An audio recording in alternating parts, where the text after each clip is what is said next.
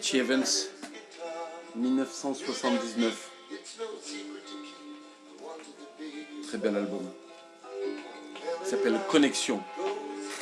Un chanteur Kiana au singulier.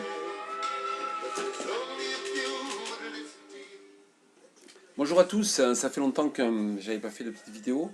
Je vois que ça fait longtemps que je ne suis pas allé chez le coiffeur non plus. Voilà, je voulais vous parler de plusieurs choses. La première, c'est la baisse des effectifs à l'école au vu de la baisse de la démographie. Donc on risque d'avoir une crise sur les effectifs, donc sur le recrutement, donc avec beaucoup d'impact. Et je me dis qu'au lieu de transformer, vous savez qu'en japonais, le pictogramme de crise, il peut être fait à la fois, il peut être traité de façon très positive comme en tant qu'opportunité de changement. Eh bien moi j'ai l'impression que cette baisse démographique, elle peut nous permettre de réparer un peu cette école que tout le monde dit malade, en diminuant les effectifs. De fait, on peut se retrouver avec des classes qui vont... Moi j'ai des classes parfois de 38, 40. On peut se retrouver avec des classes entre 18 et 25 peut-être, 22, 23 élèves, je vois même plus ce que ça peut donner. Alors je me souviens, il y a quelques années, je travaillais en SECPA, donc j'avais tout petits effectifs, mais pour de vraies raisons d'attention à porter sur les élèves. Mais sur des classes, je sais que les petits groupes c'est difficile aussi parce qu'on a du mal à gérer une dynamique, à créer quelque chose. Mais en revanche, des groupes, quand il m'est arrivé d'avoir des classes réduites pour des voyages ou des sorties ou peu importe, quelle que soit la raison, eh bien, je me suis rendu compte que c'était agréable aussi d'avoir des groupes où on pouvait avoir travaillé sur la dynamique, sur les équipes. Il y avait un vrai fonctionnement, mais on n'était pas noyé dans cette masse d'élèves qu'il faut observer de tous côtés et qui finalement, le mieux étant l'ennemi du bien, eh bien, on ne voit plus rien, quoi. Il y a trop d'effectifs et je comprends très bien que les profs soient en difficulté et que ça pose problème pour notamment la différenciation, mais aussi l'évaluation, mais aussi la prise en compte des difficultés, le simple étayage, comme dirait Dominique Bucheton. Voilà, donc cette baisse d'effectifs, il faut peut-être la transformer en quelque chose de positif. C'est-à-dire qu'au lieu de baisser le recrutement, il y a des conditions évidemment, au lieu de baisser le recrutement des profs, il faut garder le même recrutement des profs, mais leur offrir moins de classes, moins d'élèves par classe. Donc de fait, eh bien, on aura un fonctionnement optimisé parce que, qu'on le veuille ou pas, être confronté à moins d'élèves, c'est quand même, ça rend le métier plus confortable et surtout plus efficace. Parce que quoi de mieux qu'un enseignant efficace, voire avec l'expérience efficient. Mais là, ça me semble être une opportunité. Il ne faudrait pas que l'État se dise bêtement, comme il y a moins d'élèves, on va recruter moins de profs et du coup, on va faire des économies. Non, non, il ne faut pas le voir comme ça. L'école est en difficulté et il va falloir... pour résoudre ce problème qui pour l'instant est insolvable et que personne ne trouve de solution, en tout cas on propose des pertinentes, eh ben la solution qui me paraît bien, c'est d'optimiser cette baisse démographique pour en faire un ressort pédagogique positif. Voilà, ça c'était la première chose que je voulais vous dire. La deuxième, et je n'ai pas dit la seconde, la deuxième c'est bien... c'est le rapport à l'intelligence artificielle. Je vois partout de l'intelligence artificielle pour le fonctionnement, pour la création. Voilà. Alors nous, en EPS, on a la chance d'être dans une discipline, bon, le faire par rapport à une dissertation en français, par exemple, on peut faire la dissertation par l'IA, et puis la rendre telle qu'elle, en se l'appropriant plus ou moins, en la modifiant ou pas, pour les plus paresseux. Voilà. Bon, nous, on peut s'appuyer sur l'intelligence artificielle pour créer les cours, pour faire des affiches, enfin je ne sais. Mais en tout cas, les élèves ne pourront pas faire, seront obligés de faire, on ne pourra pas faire à leur place, quoi. Voilà. Donc on est un peu sauvé de ça. Alors l'IA, je veux bien qu'elle intègre partout, qu'elle rentre qu'elle intègre tout, pardon, qu'elle rentre dans l'école, qu'elle soit omniprésente. Et évidemment, après l'internet, c'est la nouvelle révolution et tout va être bouleversé, j'entends bien. De nombreux métiers vont être impactés, je veux bien, j'en suis certain. Mais l'avantage de l'EPS, c'est que je vous disais, l'élève doit faire. On peut pas, une IA ne nagera jamais à la place d'un élève. Certes, elle peut créer un robot qui nage. On a vu des robots qui jouent au ping-pong, des robots qui dansaient, des robots qui couraient. Enfin, Voilà, mais c'est le robot qui fait. Nous, ce qu'on veut, c'est que ce soit le corps de l'élève qui agisse. Et donc, à ce compte-là, on est en sécurité à ce niveau-là. Donc, je me dis, on a subi après 81, comment dire, une volonté d'isomorphisme scolaire qui nous a, qui nous a amené à devenir presque aussi désagréable que les autres disciplines, donc à perdre un peu notre âme.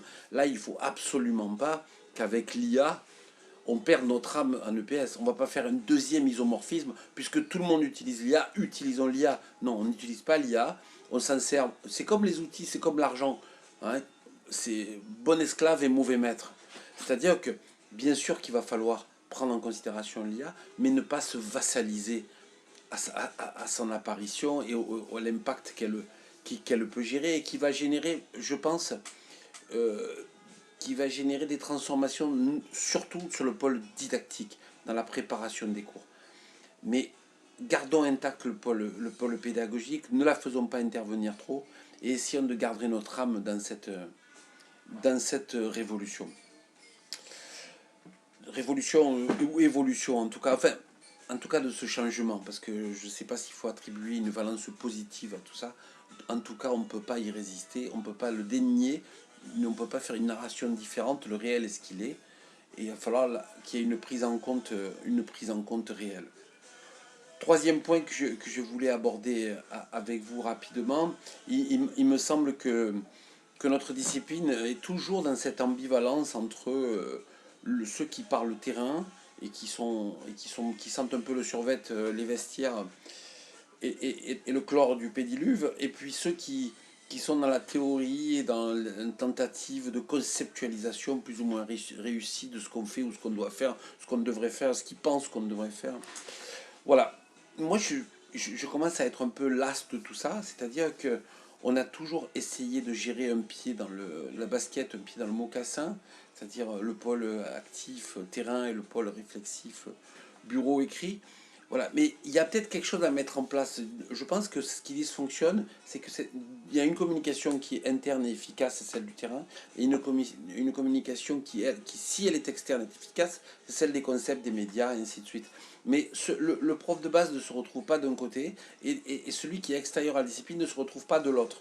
Moi, je pense qu'il faut faire évoluer la discipline, dans le sens où il faut effectivement augmenter, si on peut, puisque là, on va avoir une opportunité de modification, comme je l'évoquais dans le premier point, de passer à 4 heures de la 6e à la terminale, ou à 4 heures au collège et 3 heures au lycée, pardon, mettre tous les profs de PS à 18 heures, comme les autres enseignants, puisqu'on est les seuls encore à 20 heures, je parle bien évidemment pour les certifiés, supprimer l'AS, sinon au volontariat, j'y reviendrai après, donc faire scinder tout ça en deux disciplines. La première, ce serait la corporologie, la discipline et la science du corps, la réflexion, le logos sur le corps, la réflexion, la discussion et l'enseignement de tout ce qui a trait au corps physique, au corps physiologique, au corps spirituel, au corps imaginaire, au corps symbolique, au corps psychanalytique, enfin toutes les formes de corps.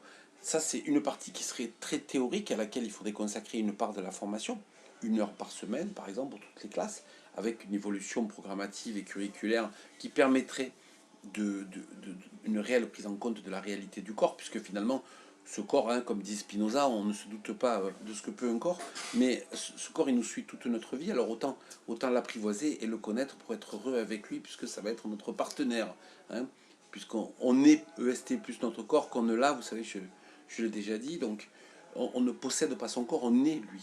Voilà. Donc la corporologie, 1 heure par semaine, et après rentrons dans quelque chose de vraiment plus sportif. Sortons de ce problème de EPSien qui paralyse les débats depuis des années.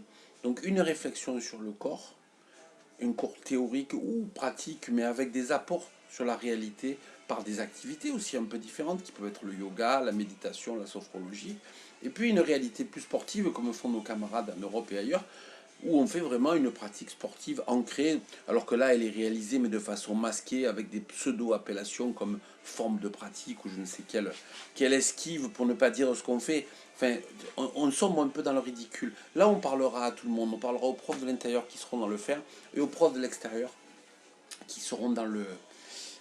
aux personnes de l'extérieur, pardon, qui ne sont pas profs justement, aux personnes de l'extérieur qui ne sont pas exégètes et spécialistes de la discipline, mais qui comprendront que d'un côté, on étudie le corps traitées comme un concept et une science, une discipline à part entière, et puis les pratiques sportives qui viennent s'y adosser et qui viennent compléter et mettre en application tout ce pôle théorique. Voilà, j'avais évoqué l'AS pour conclure. L'AS, moi je pense que c'est quelque chose qui touche à sa fin. Longtemps j'ai cru que c'était le chaînon manquant entre le sport social et fédéral et puis le sport, la pratique scolaire, le sport à l'école. Et puis finalement je me rends compte que ça dysfonctionne, que les AS fonctionnent dans des complexités terribles et dans des complexités terribles et donc, pardon, c'est mon téléphone, et donc il est temps pour moi d'arrêter, de proposer uniquement au volontariat, à ceux qui peuvent le faire, 2 heures en plus, qui ne sont pas forfaitaires, qui seraient optionnels, et qui diraient, moi, avec des projets bien appuyés, bien étayés, bien validés, j'ai les installations pour proposer une association, 2 heures ou 3 heures d'association, 2 heures ce serait bien je pense, 2 heures effectives, hein, pas 2 heures avec une demi-heure de car ou une demi-heure de voyage, 2 heures effectives d'AS, et puis rémunérer ceux qui peuvent le faire et qui attestent de leur faisabilité, de leur efficience et de leur pratique, les rémunérer en plus par rapport à ce qu'ils font et ce qu'ils proposeraient dans ce domaine-là. Donc voilà, une possibilité pour moi qui semble intéressante si on veut réconcilier l'interne et l'externe, la communication interne, la communication externe, le prof de terrain et le prof qui réfléchit, qui écrit et qu'on voit sur les réseaux et dans les médias, ou qu'on entend dans les médias, eh bien, c'est de scinder cette discipline parce que sa complexité déstabilise depuis le début, déstabilise la profession et déstabilise ceux qui veulent s'intéresser à la profession. Donc, proposer le fait de scinder, de créer la corporologie, qui est l'étude du corps adossée à une pratique sportive, et puis en étayant tout ça, en appuyant tout ça et en augmentant tout ça d'une pratique d'association sportive au volontariat en fonction des moyens et des possibilités de chacun. Merci de votre attention et à très bientôt.